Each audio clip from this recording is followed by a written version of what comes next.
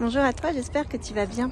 Aujourd'hui, je voudrais parler avec toi d'un thème qui m'a fait réfléchir ces derniers temps parce que je me suis rendu compte que c'était encore présent dans ma vie. Et encore, parce que ça fait un petit moment que j'avais identifié, mais que j'avais encore quelque chose à travailler. Et je me suis dit que pourquoi pas t'en faire profiter.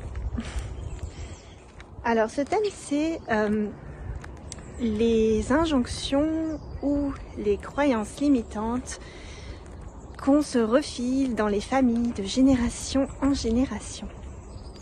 Je ne sais pas si tu as remarqué, mais on peut avoir des avis sur les choses ou sur la vie très arrêtés. C'est-à-dire, on peut penser que la vie est de telle ou telle façon, les choses sont de telle ou telle façon. Et très très souvent, ça va être parce que nos parents nous en ont parlé, nous ont expliqué les choses comme ceci. Je vais rendre ça un peu plus concret en t'expliquant que moi, quand j'étais petite par exemple, ma mère m'a dit très souvent que l'argent était sale. Tu vois, par exemple, quand je voulais, en tant que petite fille, à la boulangerie, payer quelque chose ou en course, dès qu'on rentrait à la maison, elle me disait « Lave vite tes mains, Marion, parce que l'argent, c'est sale. » Ok. Bon, on peut penser qu'effectivement, une pièce qui passe de main en main, c'est pas très propre. Mais je pense que derrière ça, tu vois, il y avait autre chose. Et moi, en tant que petite fille, j'y songeais pas encore, mais je me suis rendu compte après que dans ma vie, j'ai jamais vraiment réussi à être très amie avec l'argent. C'est-à-dire que j'ai jamais vraiment réussi à développer une grande... à avoir beaucoup d'argent, tout simplement, à gagner beaucoup d'argent. Et parce que j'ai déjà travaillé le thème, je pense que ça vient de là, tu vois. Mais ça peut être aussi, si je te donne un autre exemple, ça peut être pour moi... mon père qui, à l'époque, comme on habitait dans la banlieue parisienne, se levait très tôt pour aller à Paris, prendre le train qui était complètement bondé. Ensuite, il prenait un métro, c'était assez loin, il mettait 1h30 pour aller travailler. Et il se plaignait beaucoup de cela.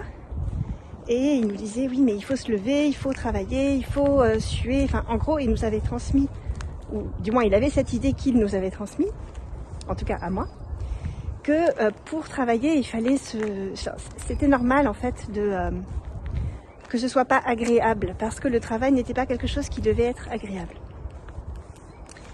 Et effectivement, dans mon travail personnel après, je me suis rendu compte que c'est quelque chose que j'avais également intégré, tu vois.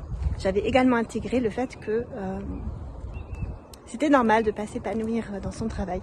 Et ça m'a pris beaucoup de temps et j'ai pas encore fini pour me rendre compte qu'en fait, tout ça, c'était pas vrai. Tout ça, c'était des croyances qu'en fait, j'avais héritées. Alors, il y a aussi des croyances qu'on n'a pas héritées, mais qu'on s'est fait soi-même, on est d'accord. Mais aujourd'hui, c'est de ces croyances héritées que je voudrais qu'on discute. Parce que si tu remarques ça dans ta propre vie, alors ça va prendre du temps, hein, ça se fait pas très facilement en fait. Et d'ailleurs, c'est pas toujours évident de le faire seul.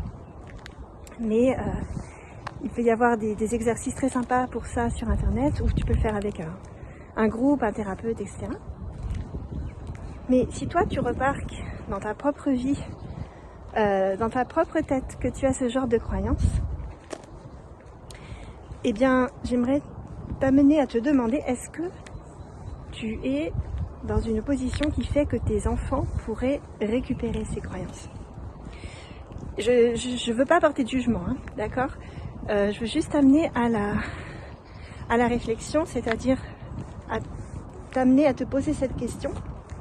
Est-ce que il y a dans tel ou tel domaine, j'ai dans tel ou tel domaine une croyance, là on parle des croyances négatives évidemment, t'as compris, qui me limite quelque part, qui viendrait de mon enfance et qui me limite quelque part dans ma vie d'adulte, que je serais en train de transmettre, involontairement bien sûr, à mes enfants.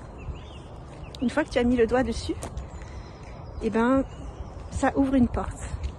Et aujourd'hui, j'aimerais bien t'amener à regarder si tu peux trouver ce genre de porte.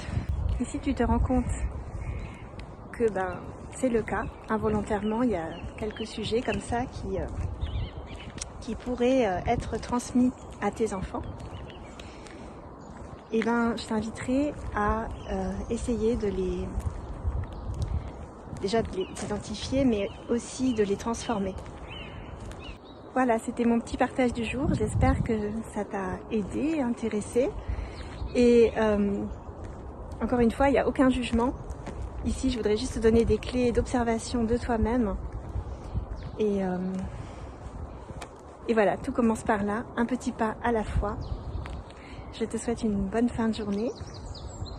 Et on se retrouve très bientôt pour une prochaine vidéo. Salut, salut!